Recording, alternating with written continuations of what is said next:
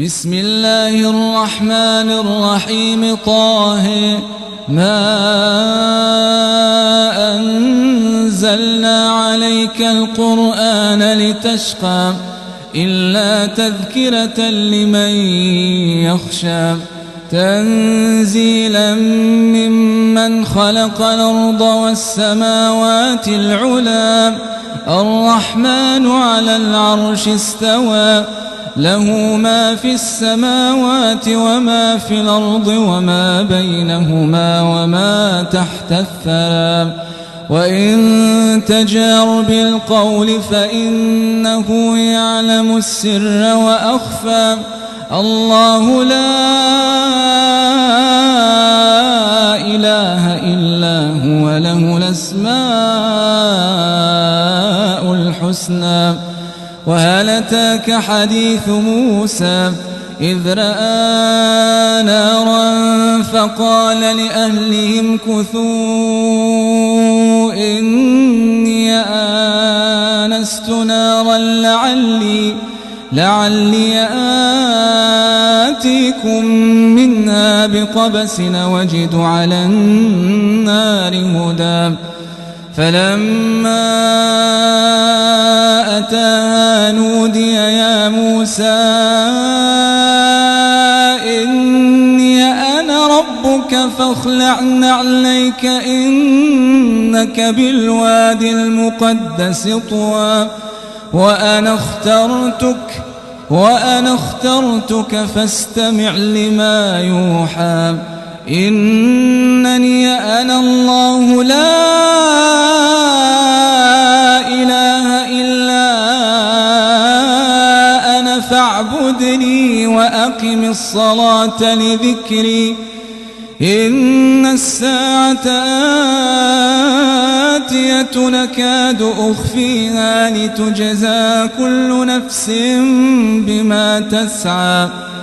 فلا يصدنك عنها من لا يؤمن بها واتبع هواه فتردى وما تلك بيمينك يا موسى قال هي عصاي أتوكأ عليها وأهش بها على غنمي ولي فيها مآرب أخرى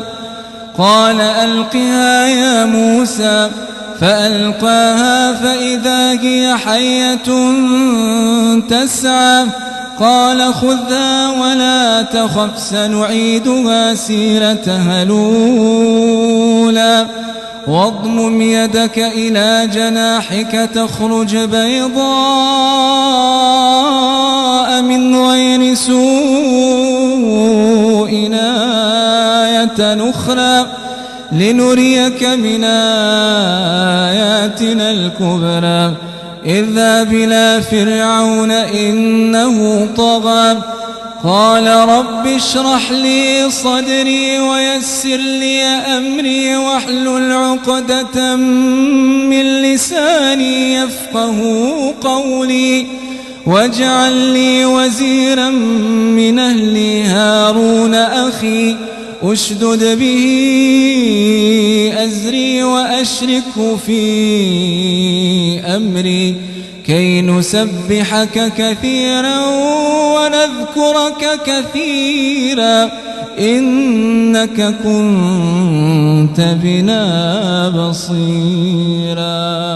قال قد أوتيت سؤلك يا موسى ولقد مننا عليك مرة أخرى إذا أوحينا إلى